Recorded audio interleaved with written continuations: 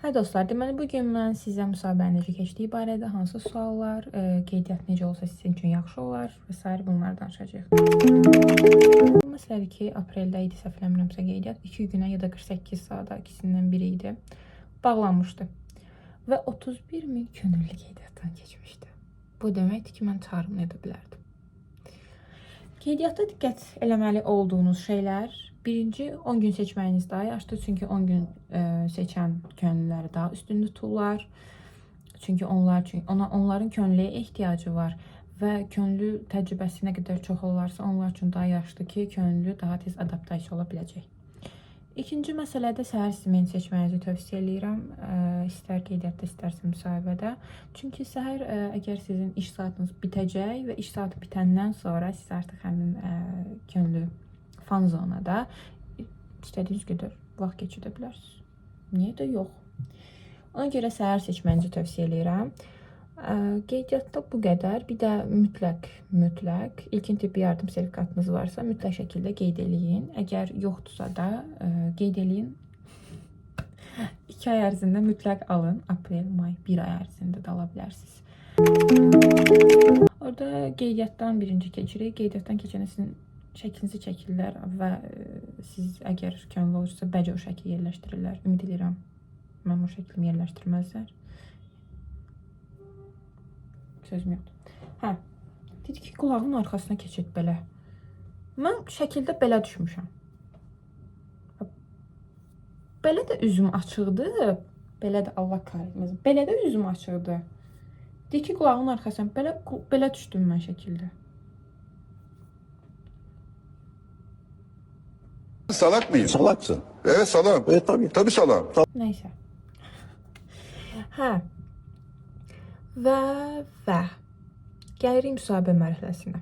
Müsahibə mərhələsində əvvəlcə özümüzü tanıyırıq, amma mən özümüzü tanıdan əvvəl xanıma bildirdim ki, keçən müsahibəni məndən siz götürmüşdünüz və yenə eyni situasiya yaşanır.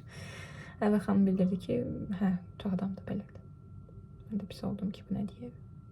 Niyə çox adam da belədirsə çaşdırmaz. Özümüzü tanıtdıq. Azərbaycan Tibb Universitetində oxuyuram, 2-ci kursam, işləyirəm, nə bilim, internam, könüllüyəm, mən hər şeyəm. Hə. və müsahibə mərhələsində həyecanlı olmamanız çox önəmlidir. Özünüz olun, rahat olun. Nə olacaq? Maksimum nə itirə bilərsiniz ki? Heç nə. İtirə biləcəyiniz nəsə yoxdur. Hə.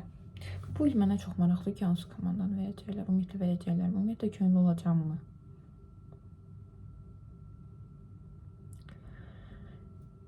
Birinci özümü tanıtdım, sonra xanım məndən ən sonda növbələri soruşdu ki, hansı təlimlərə nə vaxt gəlmək istəyirsiniz və eyni zamanda könüllü iş saatınız nə vaxt olsa sizə yaxşı olardı. İkisində səhər dedim. Ki, işimə görə səhərdir mənim üçün daha alternativli. Günorta olsa 3-ə qədər işləyirəm və böyük ehtimal 12 və 3 arası salacaqdılar. Ona görə səhər dedim. Sonra situasiya sualı mütləq şəkildə verirlər. Çünki onlar üçün könüllülərin həll etmə bacarığı çox önəmlidir. Situasiya sualın deyə bilərəm. Situasiya sualı nə idi? Deyir ki, bir dənə qonaq var və yalnız sən varsan və heç kim yoxdur. Ətrafda çoxlu adam var, amma sən təksin. Qəribə sual idi amma. Və deyir ki, telefonunu itirib və tapa bilmir. Amma bir dənə sən kömək eləməlisən də. Neyniyərdin? Amma heç kimə xəbər eləyə bilmirsən, heç kimdən yardım ala bilmirsən. Tüm işləyən böyük ehtimal öz telefonundan həmin şəxsin mobil telefon nömrəsini yığardım. Əgər nə xoş ki, kimsə açar və biz həmin telefonu götürərik. Sonra dedi ki, deyəlim ki, götürmədilər. Siz yenə tapmadınız və telefon sönüb. Yaxşı sual verdi. Mən də dedim ki, mən dedim o. Hə. Mən də dedim ki, həmin şəxsdən gəldiyi yerlərə baxaram, yəni gəzdiyi yerləri bir-bir axtararıq. Deyir ki, gəzdiniz, tapmadınız yenə.